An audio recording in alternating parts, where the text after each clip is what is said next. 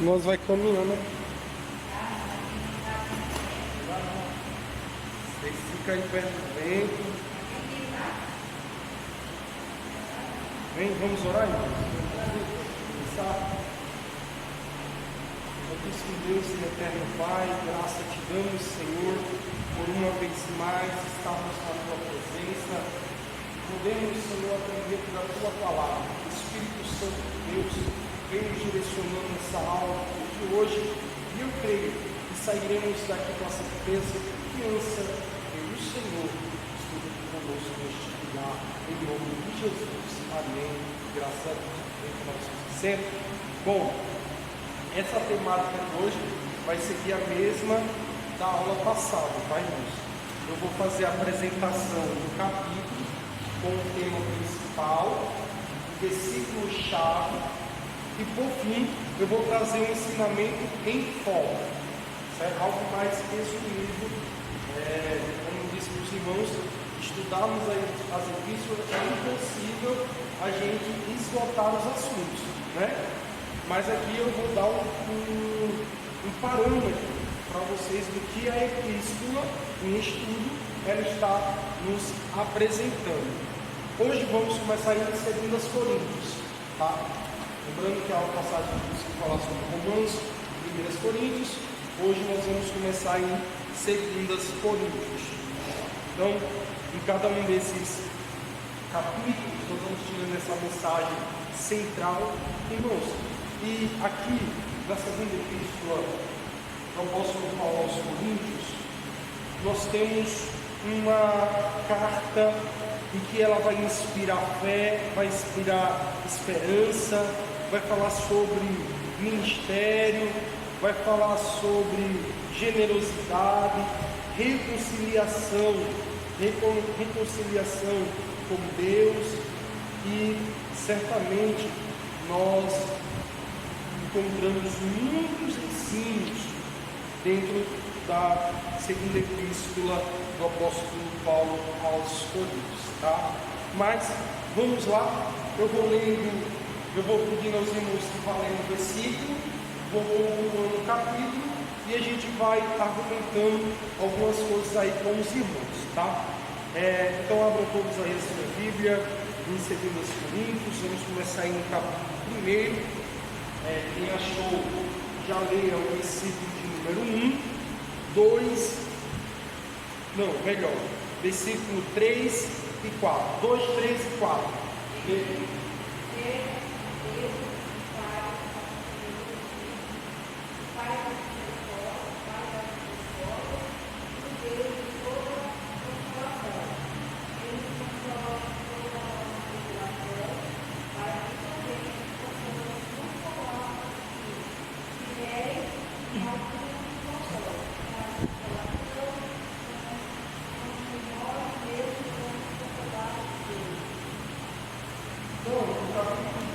Ele vai muito voltado a isso, sobre o consolo, né? O apóstolo Paulo está trazendo uma forma de consolo para que eles possam consolar, né? Aqui, irmãos, nós temos uma oportunidade em a gente experimentar e compartilhar o que é o consolo divino, né? Isso que o apóstolo Paulo ele traz aí no assunto central do capítulo 1 e 2 Coríntios, o consolo aos sofrimentos. Então, a igreja que estava sendo perseguida, o sofrimento de Nero, a vida trazia muito peso ali de perseguição à igreja. O apóstolo Paulo já abre trazendo este consolo, tá? Capítulo 2, leiam aí o versículo de número 6, 7 e 8. Ele vai tratar sobre o perdão. Pode ler.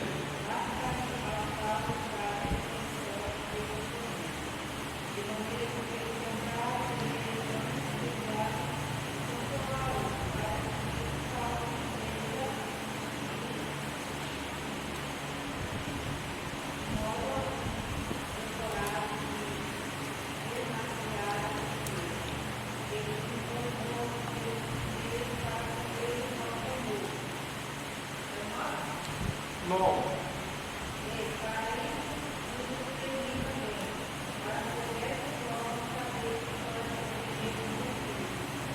Então, desde o versículo 7, ele vem pedindo para que os irmãos venham perdoar-se uns aos outros.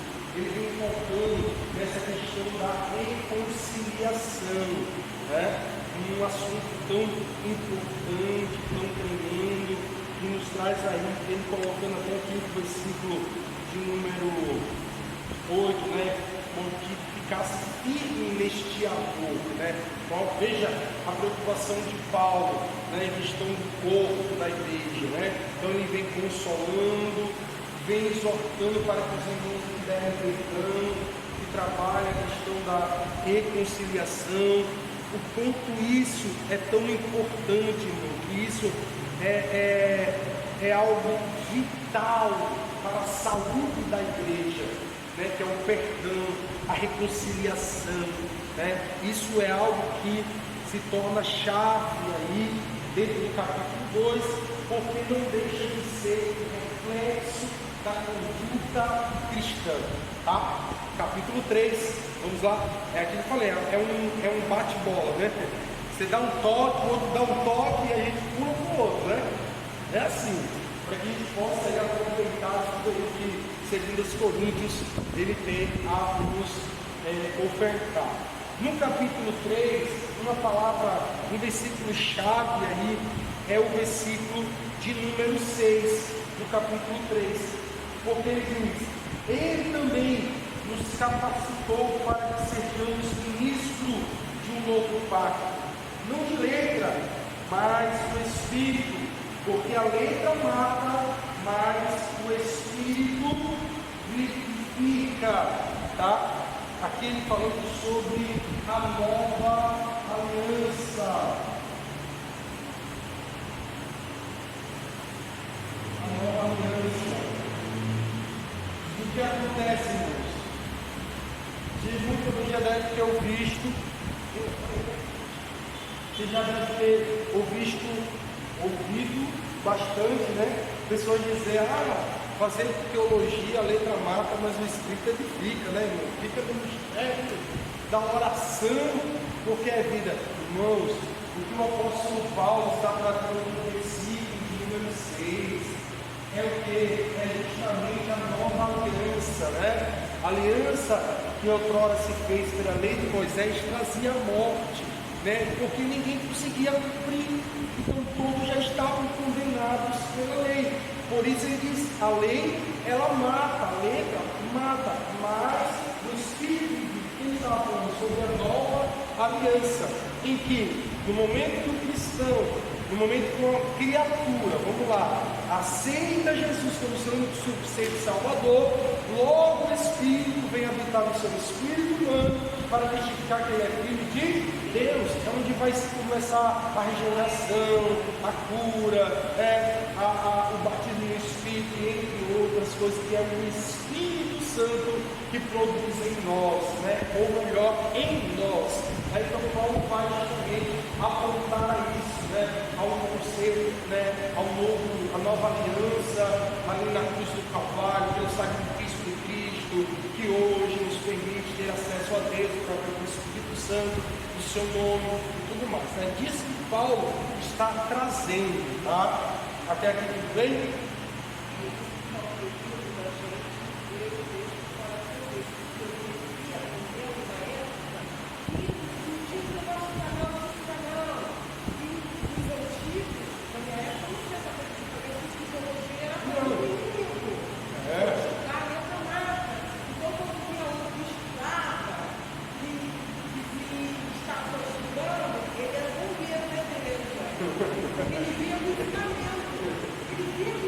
Que apagava o fogo. Era muito estranho.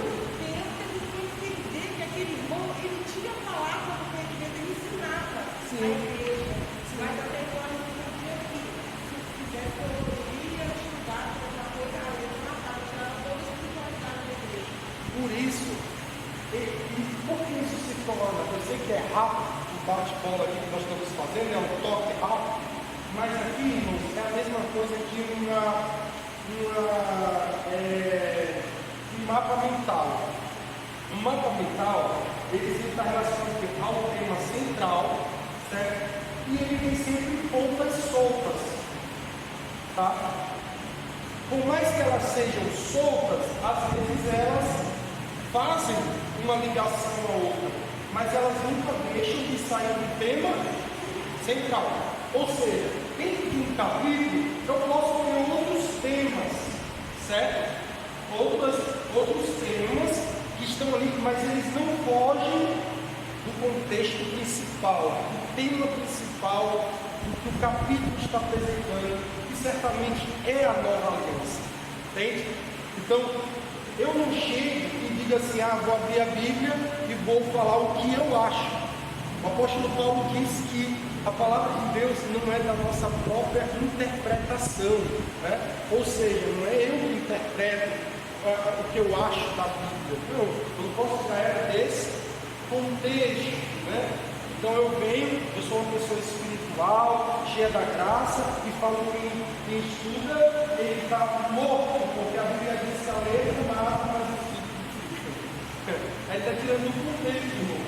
Eu sempre dizer como a Bíblia nos diz, a Bíblia nos diz, crescer na graça e no conhecimento. Então são as duas asas. Não adianta só voar com uma que você não vai dar conta, né? Então a gente voa com as duas asas, com a asa da graça e com a asa do conhecimento da palavra de Deus. Capítulo 3 de Coríntios, segunda Coríntios, né? Então vamos à segunda aí, né? Colocando aí, lembrando que a letra aí, eu até botei aqui essa ressalva aqui, a letra eram as letras da trava, e o Espírito, porque o Espírito agora escreve em nossos corações. Por isso a letra mata, mas o Espírito edifica, né? Vivifica, porque ele escreve em nossos corações. Aí, olha que tremendo, já dá para pregar. Aí eu tenho que parar, Luiz, e respirar, já dá vontade de pregar, né? Aí entendeu? Volta para lá, já vem mensagem, ele já quer pregar, né? Mas é assim, tá? É uma dica. É que, né, a gente vai ouvir, né? É que eu falei, vai soltando as cordas, né? Vai ligando, mas ela é um mapa mental, ela não pode fugir ali do seu, né, contexto, que o tema principal do capítulo está nos apresentando. Capítulo 4 de 2 Coríntios, apresentando aos irmãos, vamos ler aí o versículo de número 7.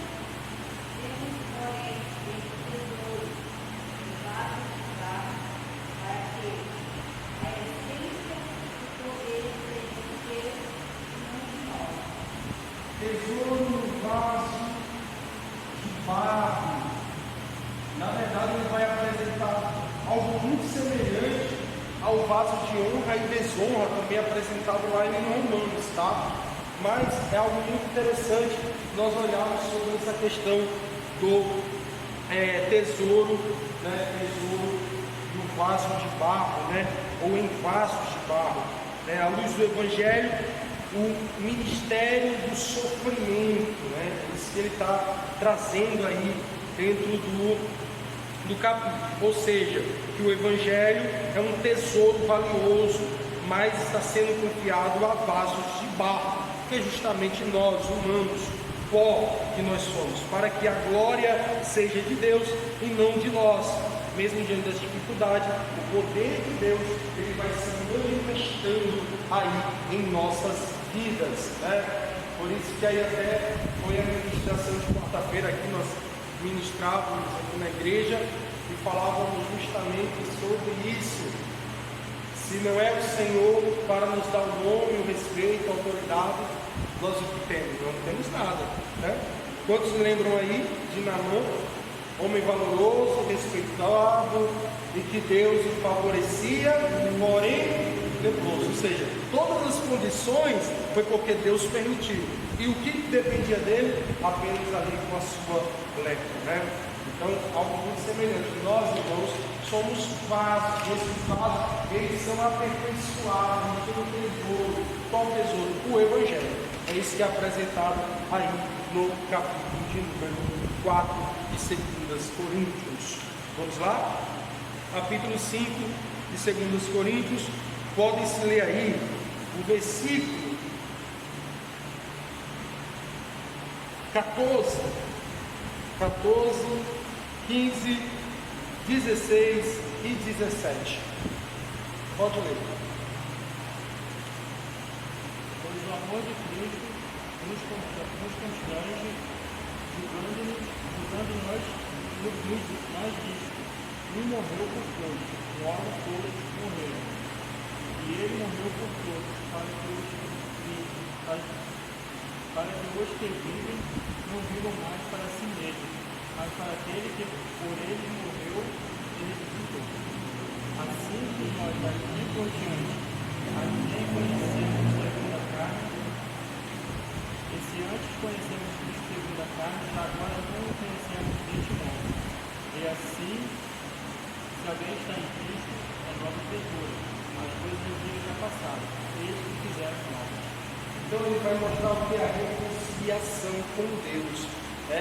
No capítulo 5, aí, ele traz justamente, através do ministério de Jesus Cristo, essa reconciliação com Deus, em que Jesus, ele nos conectou mais uma vez com Deus, nos transformando, nos fazendo novas criaturas, né? Nos tornando embaixadores de Cristo, e sendo assim a nossa missão em nos inspirar para que venhamos pregar esta reconciliação e viver, né, este propósito divino, estar alinhado também a este propósito, tá? Isso aí muito bem resumido no versículo 17, quando ele diz que se alguém está em Cristo, nova criatura é, então as coisas já antigas já se passaram, e eis que tudo se fez novo, né? Que tremendo. Capítulo 6, nós vamos falar aí a partir do versículo 2 e 3, versículo chave aí, mais dois versículos chaves para entendimento deste capítulo. Pode ler.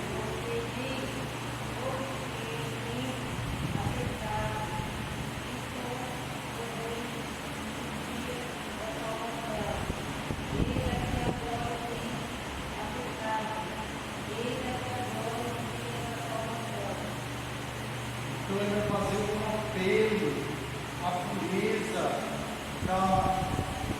da fidelidade, né? Ele vai trazer justamente a importância do que é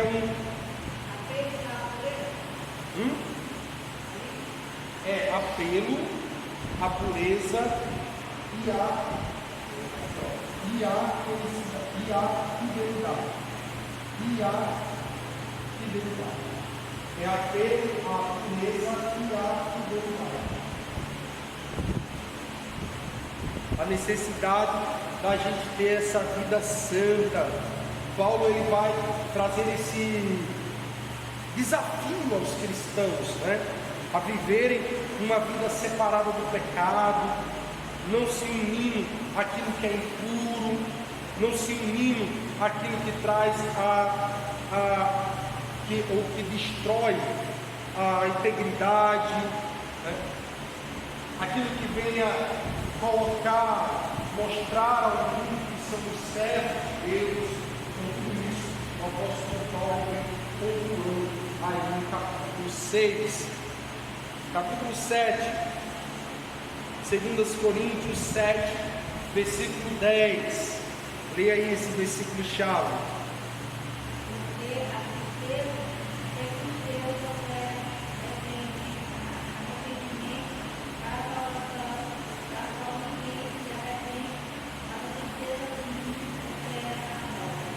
Ou seja, ele vem mostrando a alegria da reconciliação, alegria da reconciliação.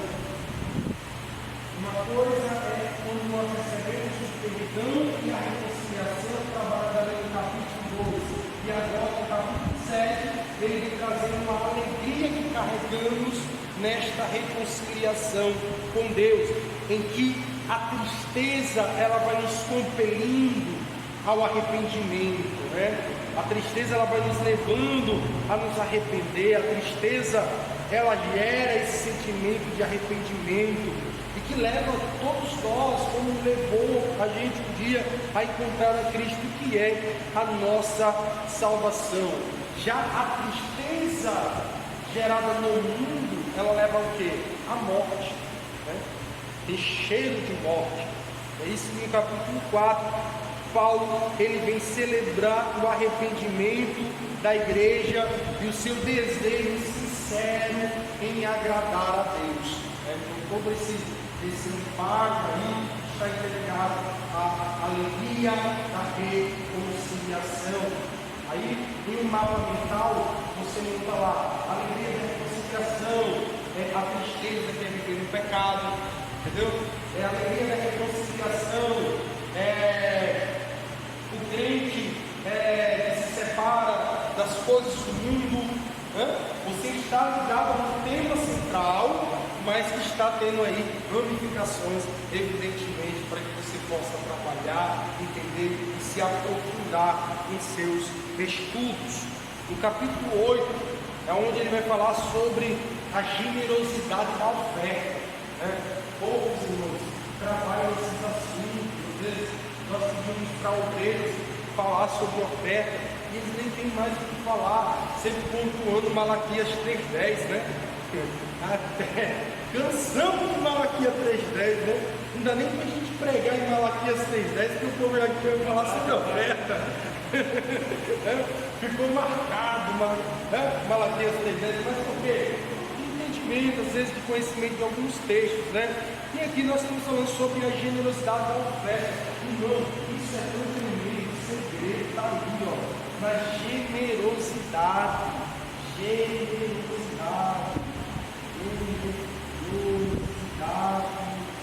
da oferta. Se o crente entender isso, ele vai viver algo extraordinário na sua vida. Lê aí, do capítulo 8, versículo 9.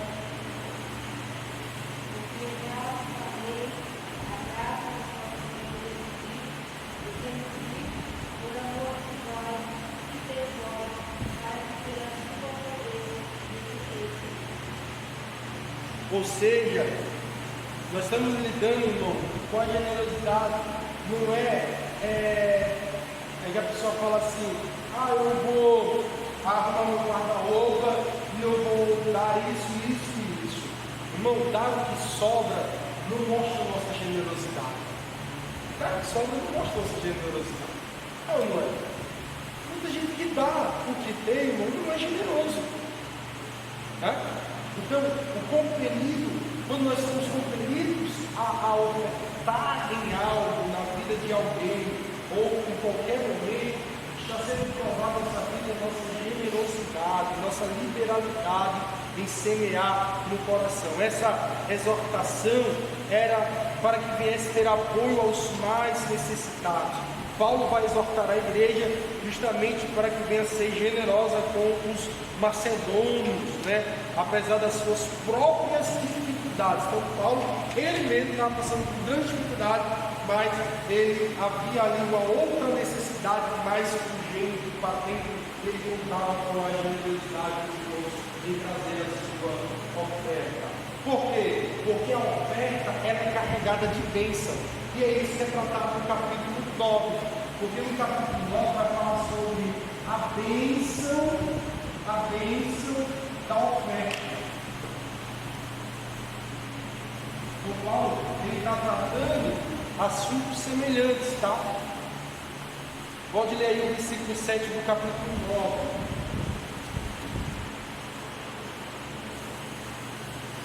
Cada um contribua segundo tiver proposto de coração, não com tristeza ou com necessidade, porque Deus ama a quem dá com alegria. Então, irmão, o meu coração não deve contribuir porque eu estou triste ou por necessidade. Eu vou dar porque Deus vai me dar em dobro. Isso é por necessidade. A gente acha que Jesus é o banco, é o banco. Rapaz, que matemática boa, né? Aí o irmão pensa: poxa, se eu vou dar R$1, vou receber 100, né? Olha a matemática, né? Que incrível! Ele não está falando sobre isso, ele está falando sobre a bênção da oferta. O que é a bênção da oferta? Quando a oferta ela é dada por generosidade, ela não é movida por tristeza, nem por necessidade. Ela é feita com alegria. Olha a diferença. O que é tristeza? Irmão, Deus me livre, não acontece. Irmão, Luiz quebrou o carro e está assim, está assado, coitado do Luiz. Vamos ajudar o Luiz. Eu estou movendo a igreja a contribuir por tristeza, pena, piedade. Não é? Eu estou movendo. Vai alguém ajudar? Vai, irmão, mas não vai ajudar com o coração alegre. Né? É diferente quando alguém vem abençoar com o coração alegre. Então isso é a bênção da oferta. Glória a Deus. Vamos lá. Capítulo número 10. Eu estou falando, a gente vai lembrando aqui umas coisas, né? Muita bênção. Capítulo 10, versículo 3 e 4. O apóstolo Paulo, antes de você entrar aí lendo, ele vai defender-se de algumas acusações. Paulo ele vai defender a sua autoridade apostólica. Paulo vai enfatizar algumas coisas das armas carnais, das espirituais, que querem destruir, né? Que querem destruir ali e até tornar extinto alguns conhecimentos a respeito da palavra de Deus. Então Paulo, ele vai fazer essa defesa, né? Ele vai começar a se posicionar e a se defender. Veja aí no versículo 3 e 4 do capítulo 10, Paulo, o apóstolo Paulo, né, entrando em defesa, a defesa do apóstolo Paulo. Pode falar.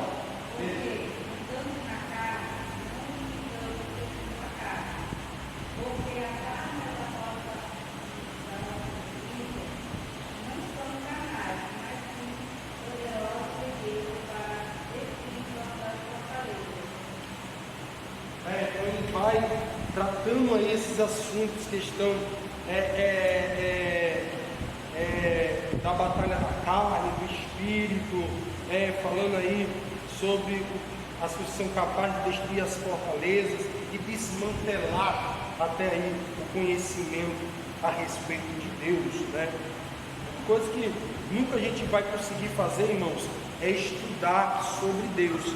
Ninguém estuda sobre Deus, né?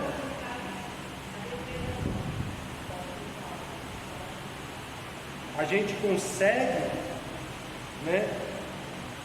Deus não é um objeto que a gente estuda, né? Um objeto você pega e se estuda, né? Sobre o objeto. Não, Deus a gente conhece a Deus, porque Ele que se revela na sua palavra para nós. Então nós vamos conhecer a Deus. Então quando eu falo que nós vamos estudar a palavra de Deus, eu vejo uma ferramenta de conhecermos a mais a Deus. Por isso que você vai amadurecendo na fé, porque você vai conhecendo, né? Está funcionando normal aí? Eu olhei comigo. Quantos minutos já? Estou meio ruim da vista. 28 alguma coisa. Então estamos num prazo bom. Capítulo 11, Paulo ele vai se defender das acusações, mas como uma continuidade de defesa, de posicionamento apostólico. Mas aqui o apóstolo Paulo ele vai se posicionar contra os falsos apóstolos, onde Paulo vai se defender de algumas acusações, mostrando o seu sofrimento, a sua dedicação ao ministério. Ele vai trazer alguns alertas contra os falsos apóstolos que pregoavam aí um evangelho desconhecido, distorcido, apenas com o intuito de enganar o povo de Deus. Então Paulo vai sair em defesa de algumas acusações. Veja aí o capítulo 11, versículo 23 e 24. Acho que já pode ler.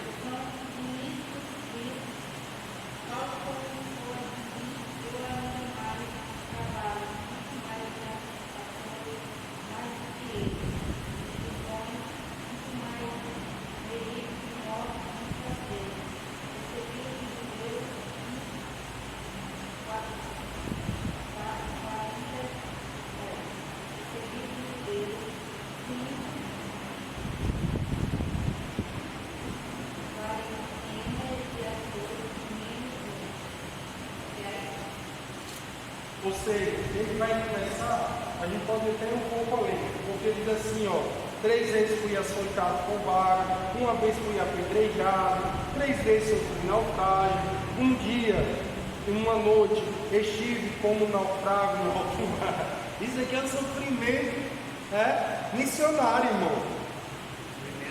Eu vejo até a alegria do Marcos em ouvir isso aqui, ele já está pensando em pregação. Aqui, ó, é Paulo se defende das acusações. Não é não? Não, irmão? Demais, irmão. Olha aqui, em viagem muitas das vezes perigosas em rios, perigos com os salteadores, perigos em parte com a minha nação, em perigo a parte dos gentios, em perigos da cidade, perigos do deserto, em perigos do mar, em perigo entre falsos irmãos. E ele vai listando ali as diversas experiências que ele passou. Pode falar. A história diz, né, isso aí,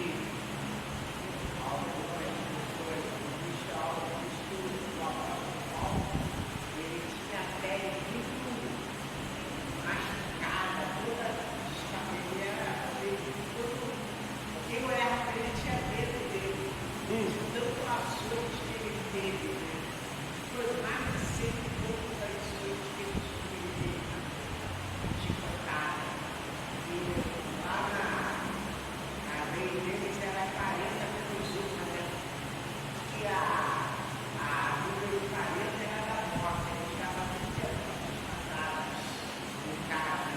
E o chicote era aquele chicote bravo, né? O suco, o pedaço da porta, osso de animal que quebrava, né? Batia e ficava quebrando. E aí você vê o sofrimento, né? O sofrimento era aquele. Aí tem um livro que eu estava até, já li aí outras vezes, de Leonardo Reveril, conta essa história. Sempre pouco eles participam da religião, de toda a jornada. Qual o nome do livro? Porque tarda preso a acampamento. Leonardo Reveril. Sensacional, hein? Leonardo Reveril. Já ouvi falar, já nunca li. Muito beleza. Ótimo. Conta até o tamanho também. É? Qual era o tamanho do apóstolo Paulo? Acho que ele era grandão, né? Não, ele era pequeno, a estatura dele era Era pequena. 1,25 m. Calmo. Segundo a tradição lá judaica, diz que ele tinha 1,25 m. Era Paulinho, tá?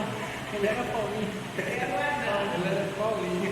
Diz que ele era, segundo a tradição, diz que ele era uma rã, pé e osso, que ele não participava de muitos banquetes, e todo, imagina, a pele dele não era igual.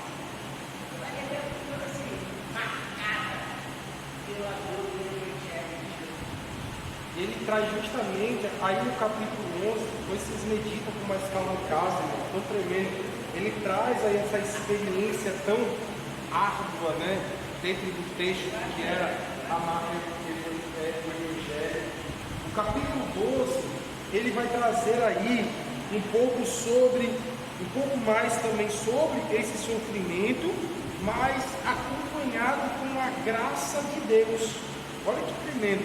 Olha como ele vem construindo a sua narrativa, né? A sua construção, como ele vê um homem sofrendo, mas se abre consolando. Isso é tremendo, irmão. Isso é tremendo. Você vê alguém que passa como estava passando, né? Mas abrindo para falar sobre o perdão, preparando justamente ao que eles estavam ali para ouvir do apóstolo Paulo. Vamos ao versículo 9 do capítulo 12, a qual nos diz a palavra do Senhor assim: e ele disse-me, a minha graça te basta, pois o meu poder se aperfeiçoa na debilidade. Portanto, eu de bom ânimo decido gloriar-me nas minhas fraquezas,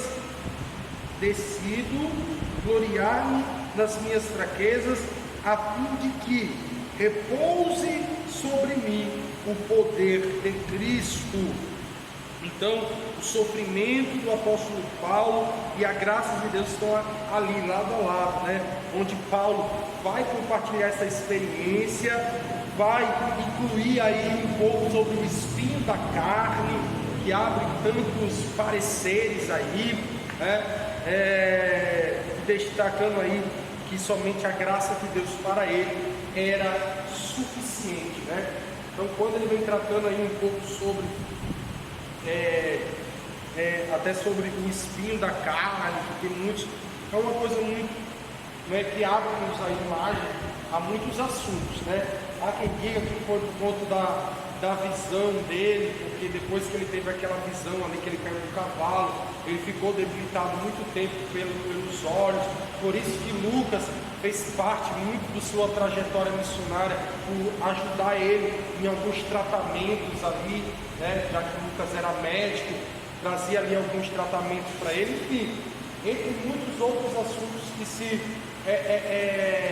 cogita, né? Se argumenta, mas temos aí apenas clareza de uma coisa: o apóstolo Paulo, ele se apegava à graça de Deus e entendia que isso para ele era fundamental. Então ele vai tratar aí o sofrimento, né? O sofrimento e a graça de Deus.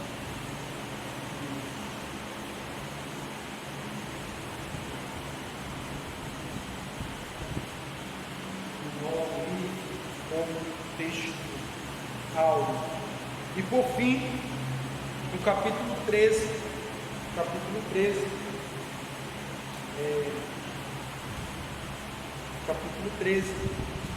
em que nós vamos ler aí um versículo de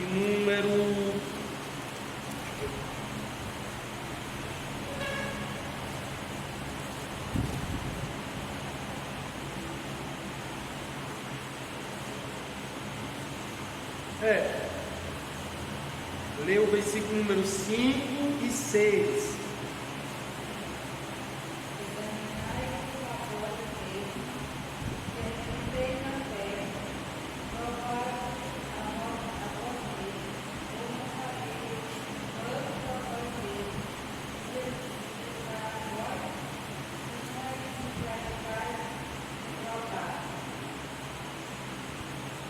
Então, ele vai falar um pouco sobre ele se autoexaminar, vai fazer algumas exortações finais, trazendo aqui a igreja, missionando aí para que eles viessem fazer este autoanálise, tá?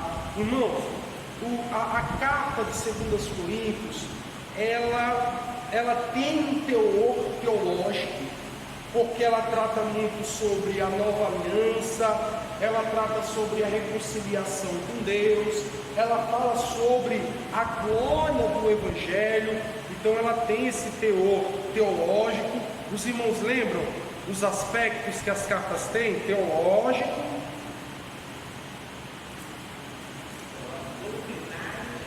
e pastorais. Ótimo. Então, pega isso aí, hein? Isso aí. Os aspectos teológicos, os aspectos dos livros teológicos, escatológicos, pastorais e doutrinários. O escatológico, irmão, está envolto do que é teológico, evidentemente, tá? Tem epístolas que tratam assuntos apenas escatológicos, mas vamos colocar dentro do teológico. Então vamos pontuar: teológico, pastoral e doutrinário, tá? Evidentemente, dentro da carta de B, a gente vê um pouco de uma característica pastoral, porque o apóstolo Paulo está cuidando dos irmãos, falando sobre instruções práticas de vida cristã, está falando sobre generosidade, está falando sobre encorajamento na hora do sofrimento. Então tudo isso são cuidados pastorais, né? Tudo isso são cuidados pastorais, vistas também aí nessa segunda carta do apóstolo Paulo aos Coríntios, e certamente, irmão, é impossível não ter, né? Estamos falando de Paulo, né? Paulo citou aí onde apóstolo que muito trouxe doutrinas, né? para a igreja. Então, a doutrina da justificação, da graça, a doutrina do ministério apostólico, a doutrina da expiação, da reconciliação. Então, tudo isso também é visto aí. Aí a gente fala, né?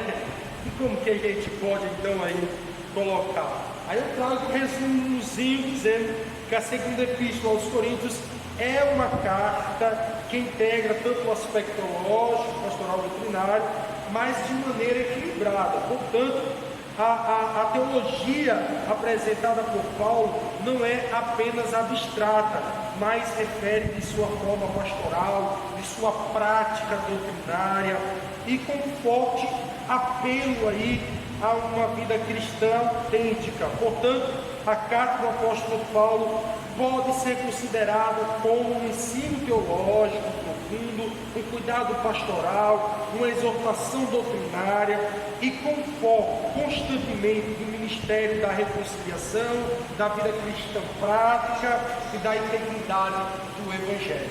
Tá? Então, resumidamente, é isso aí.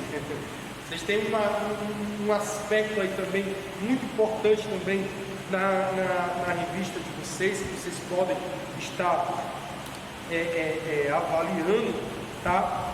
E isso que é um enfoque, tá? Então, lembre que eu estou apresentando essa aula, irmãos, em 3 partes. Primeiro, apresentação principal dos temas, versículos-chave do que está em foco. O que está em foco? Dentro disso, já resumi aos irmãos, dentro aí da segunda epístola do apóstolo Paulo aos Coríntios. Perguntas?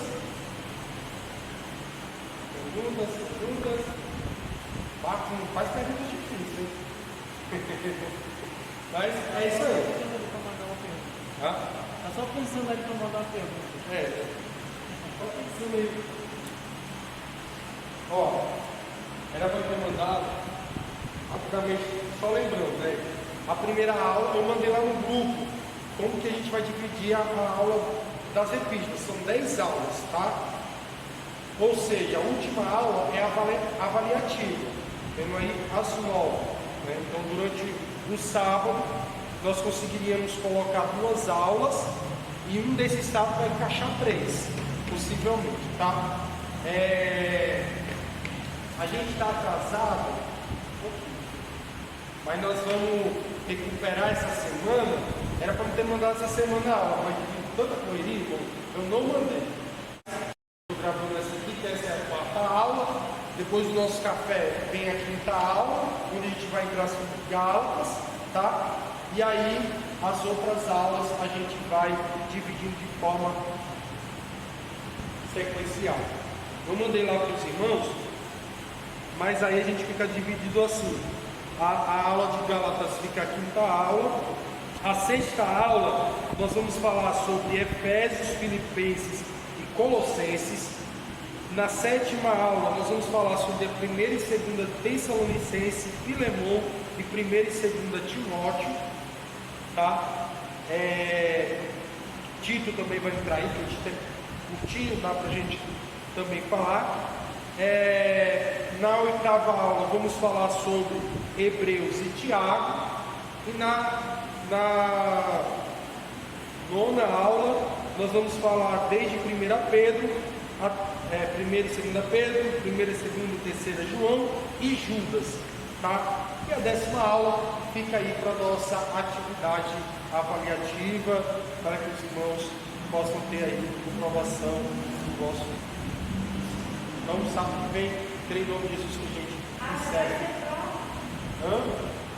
Não, eu geralmente vou trazer uma atividade relacionada ao que nós estamos tratando e vocês vão ver. Vai ser bacana. Vai ser aquela coisinha chata de ABC, né? Vai ser mais dinâmico. Tá bom? Vamos no nosso café. Em nome de Jesus. Nosso soft blade. Eu fiquei sabendo que ele é muçulmano. Opa! Nem queria. Pensa. Tá assistindo?